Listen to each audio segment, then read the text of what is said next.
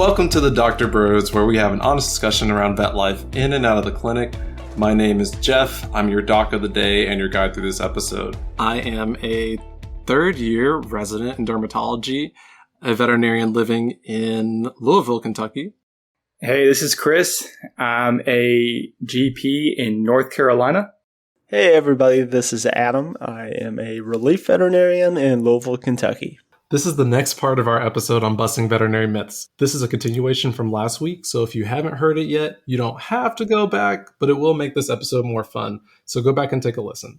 Anyway, we hope you enjoy hearing about more myths. My next myth for us, and this one might spark a little bit of conversation, it is veterinarians only care about making money. I wouldn't be a vet if this was true. I'll take this one. If we were in it for just the money, we wouldn't be veterinarians because we probably would have picked another career path that makes a ton more money than being a veterinarian. I mean, if we talk about, I know we always get compared to our MD counterparts. They make way more than we do. True. Yes, it's doing human medicine, but I mean, their salaries, there's a big difference in salary with what we're doing. I mean, there's just other things that we could have done besides be veterinarians that make a lot more money. I mean, there are times where, like, I don't know how many times your doctor just comps an exam or comps something for you. Like, nope, you're going to get charged. Like, I'll do it. Like, sometimes it's just like, for the better of the dog, like, we're just going to do it. Like, I don't make a habit out of it, but like, sometimes you're just like, I'm just helping this dog out for something, or this cat, like, the owner needs help financially. And like, we kind of know, like, we know them for a while. You just want to help them out. Like, yeah, you'll do that. And that's just showing compassion for them there. I mean, we're not in it for the money, even though there's people that were like, oh, they won't fix my dog without anything. We're like, well, we can't do it for free because we got to keep the lights on. We got to pay the techs. We got to pay for the building. Like, there's just so many other expenses. So like, that kind of just shows really like, it's not just us making money. There's also other people making money too, or have to make money just for their livelihood of doing things. So, yes, we have to charge for services, but, we're doing it because it pays for not just one person. It's for the whole staff at a hospital, if you think of it that way. Yeah, I think that's a really great point that you bring up. I mean, we wouldn't be doing this. We'd be doing something else, if it came down to the money in terms of if that was the only thing we were looking for. And like you said, you got yourself to pay, you got other staff to pay, also all the equipment. I mean, a lot of the equipment and tests we use can be compared to equipment used in human medicine, and we're running those same tests for a fraction of the cost that they would charge in human medicine. So, again, there's a lot of factors that come into play. And at the end of the day, I mean, it is a business, but definitely from a associate vet standpoint, I mean, if you go to vet school with the intention of I'm doing this for the money, you're making a bad choice because that's not where the money lies in vet med. 1000% agree, of course. And this is Jeff again. And I think both of you made really excellent points, especially Chris made a point that I wanted to bring up again, which is most of the vet clinics that you are going to, they are for-profit businesses, including the clinic that I work at. So it is from just strictly a business standpoint, which we don't talk about a lot because money is very taboo. I have to keep the lights on. I'm not even the business owner for the practice I work at. I am an employee and I have to get paid. The business itself, the building we're in has to be paid for and rented out and leased somewhere else. My staff has to get paid a living wage. I have to get paid a living wage. That's our goal. And we already talked about, things that we hope for the future with even our technicians being paid more. The lights have to be kept on. The medications we buy that we sell and prescribe out, all of those cost money. And we also come out, unfortunately, I'm going to get this in a minute, but we have a lot of student loans as well. And we also come out with our doctorates with a significant level of expertise. Like, we've gone to school just to be an expert in animals, in animal health. And as clients come to us specifically to ask for a service. So we are a service business that also has to get paid for the services that you're here for.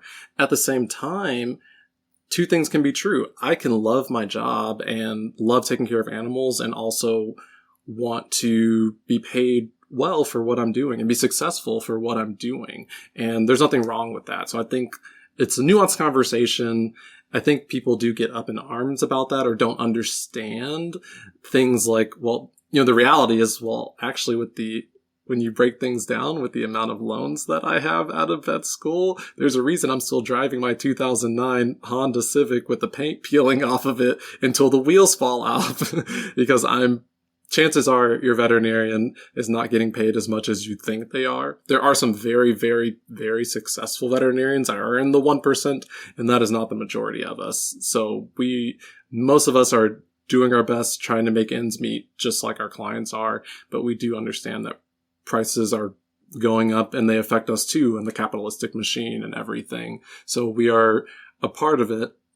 And it's worth discussing, I think, but that can get lost in translation when we're offering services and offering the best medicine that we have.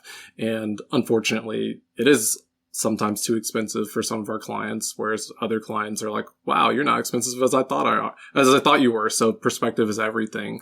But we do feel it as well, kind of like when Chris said, sometimes your vet may comp an exam or comp this service. When we do that and we offer a little bit of a discount, and often your vet doesn't even tell you, we just kind of do it. We are saying, even though I went to school for this level of expertise and I deserve this money for this thing, the service I'm providing, I'm going to give it to you for free because I care about your animal. I'm going to give you this exam, which is genuinely money that we deserve as a clinic because it is important to me that we take care of your dog or cat today. So we do that probably more often than people think on the back end. But that kind of leads into my next point, or my next myth, which is veterinarians make a lot of money. And for this one, you can look in our show notes for the sources. I looked and saw the average veterinary salary. The median salary of veterinarians in 2021 was $100,000 and some change. And then the best paid 25% of us made $128, where the lowest 25% of us on average made $78,000. And that really, I think Chris already kind of made the point. So you're welcome to jump in again, either of you, but making a lot of money, I think compared to what people think we make is a big misconception. If you were to actually, this is open free resource, you can literally Google this, but if you look up what a veterinary dermatologist makes versus what a human dermatologist makes, it is sometimes more than double. So I do care about what we're doing, and I care about these animals more than I care about the money that's going into my pocket. Yeah, I'll jump in. This is Chris. And JT, you're making half of what a dermatologist makes. And woo! This is, you went to the same amount of schooling to do this, essentially the same thing, but for dogs and cats and other animals. Again, it's still a lot of money relative to other people in the U.S. Like, we're not saying it's not a lot, but also it's like we got other expenses that we have on top of it that not everyone else has, with student loans and other things that we have to pay back. I know some of it's been on pause recently, but thank God, in the end, we're still going to be paying paying these loans back.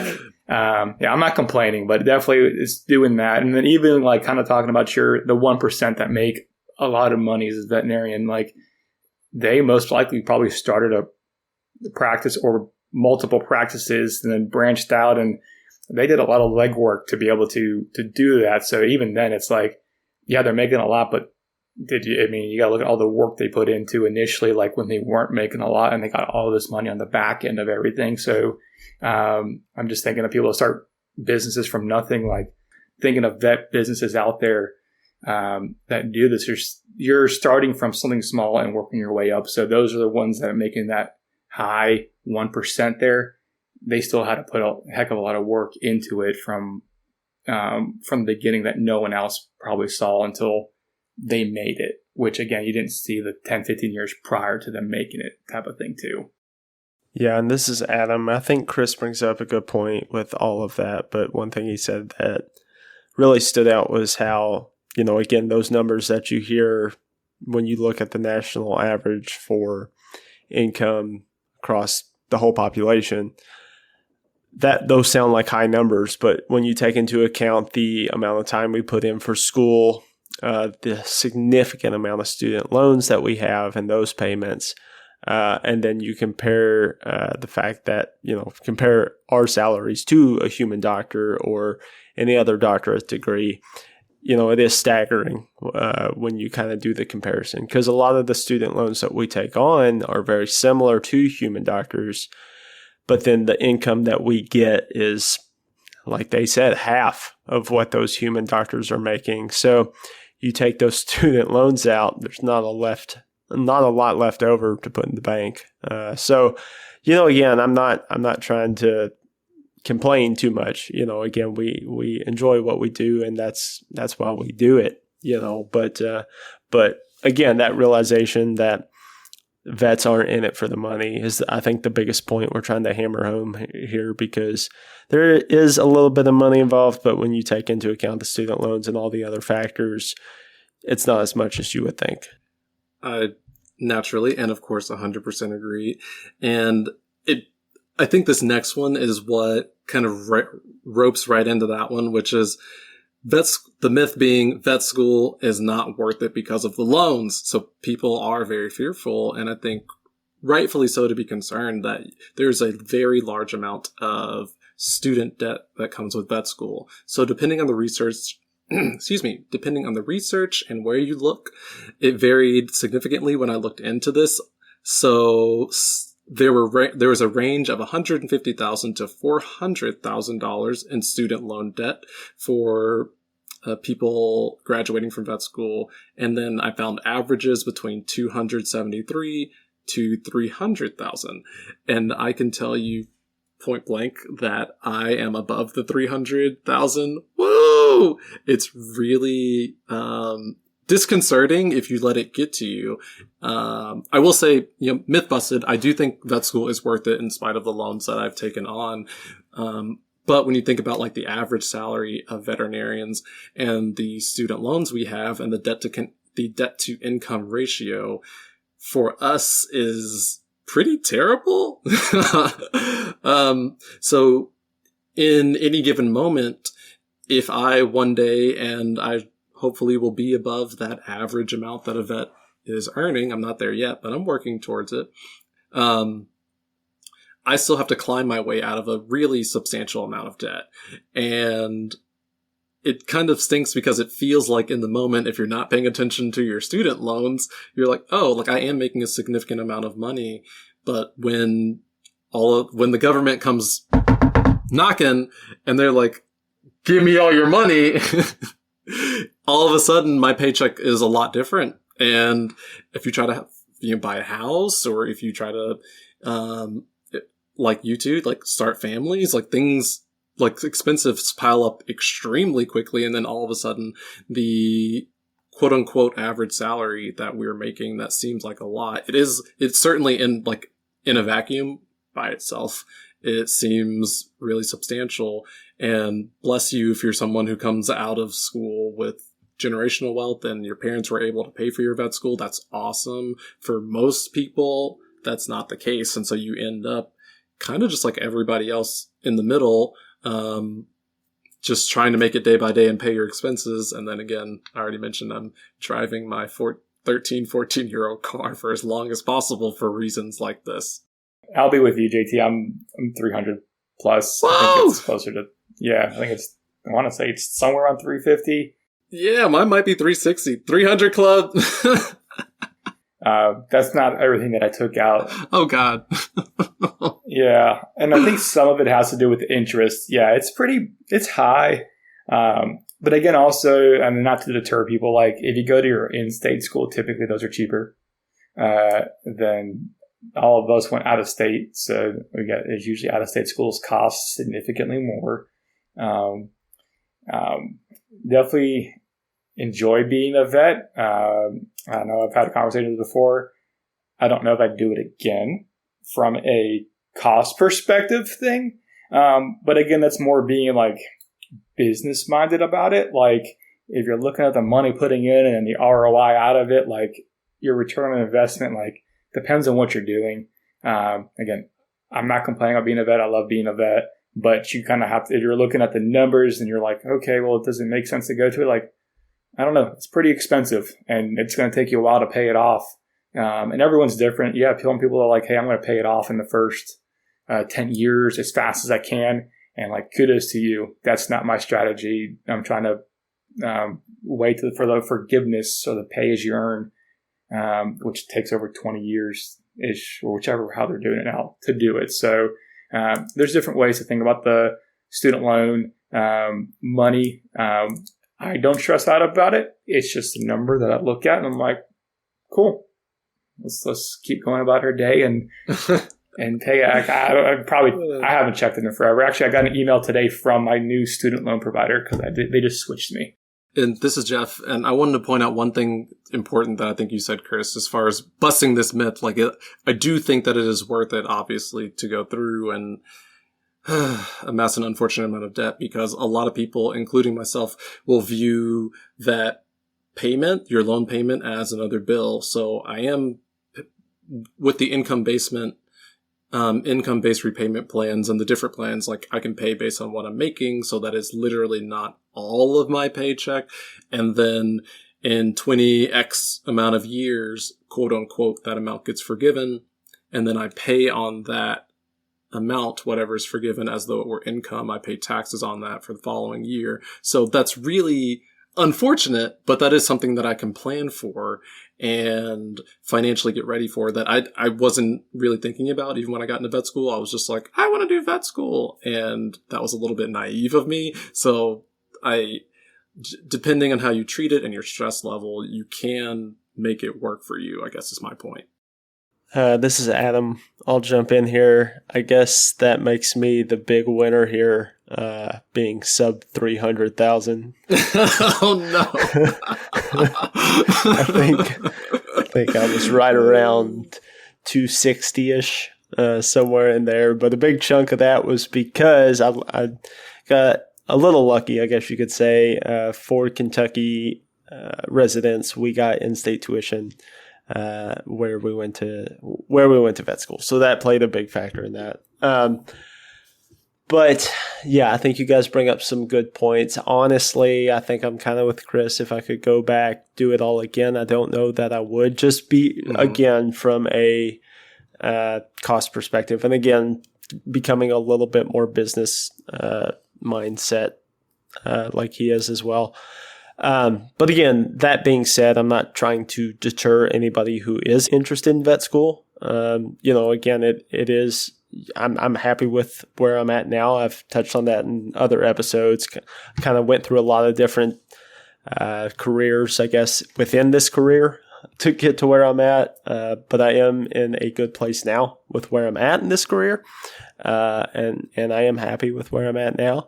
But again, it is a pretty substantial burden to take on with those loans. So I think one thing that I specifically took for granted is, and I think it's very easy for anybody in college or in any kind of graduate program or vet school or whatever, you take on those loans and you don't really think about them. That's a future problem. You just get the money that you need to do that schooling. And in the back of your mind that you're going to have to pay those back, but you don't really plan for it. But that's one thing I would urge people to do early. Do that early. It's okay to take on that debt to get to where you want to be, but have a plan. Know what your options are for repayment. Talk to somebody, talk to a financial advisor, talk to somebody who can help you with that, because having a plan as to how the best to tackle that debt is going to be key. And that's something, I guess, going back, that I wish I could have planned on a little bit more.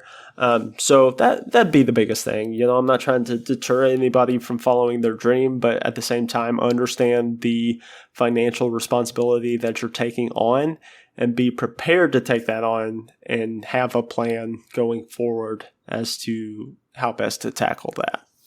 And this is Chris again, for sure. And if I had to do vet school again and had to pay for it, I would 100% do it differently in how I would have went about paying for student loans and how I went about my loans. And no one teaches you that. I think that's kind of a big thing too, is learn, like, you almost just have to learn like the way to get it. It's just like anything else. Like, there's a way to do it properly where you can make some of your money back on what you're doing to get through school and not be in such crazy debt, or there's ways to reduce how much debt you're taking out.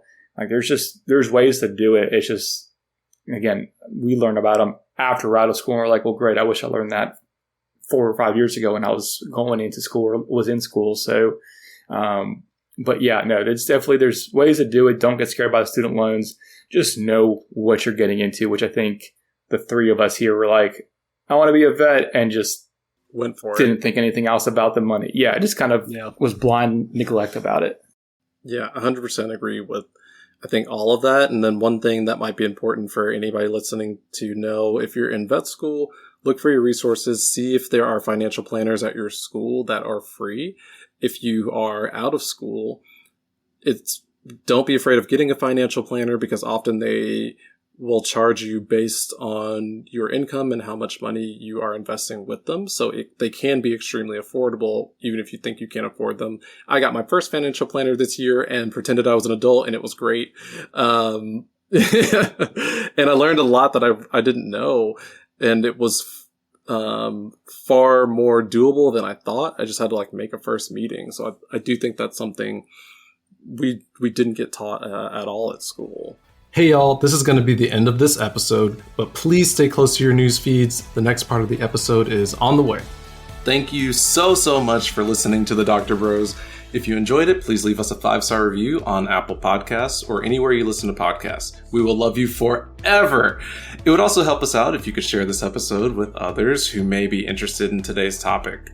You can also tell us what you want to hear. You can drop suggestions in the comments or shoot us an email at thedoctorbros@gmail.com or DM us at thedoctorbros on Instagram. You can also reach me at DermDrJeff, DermDogtorJeff, on Instagram and TikTok. Hey, this is Chris, and you can reach me on Instagram at Dr. Chris Hernandez. That's dr.chrishernandez. And this is Adam. You can reach me on Instagram at DrAdamDVM. That's DrAdamDVM.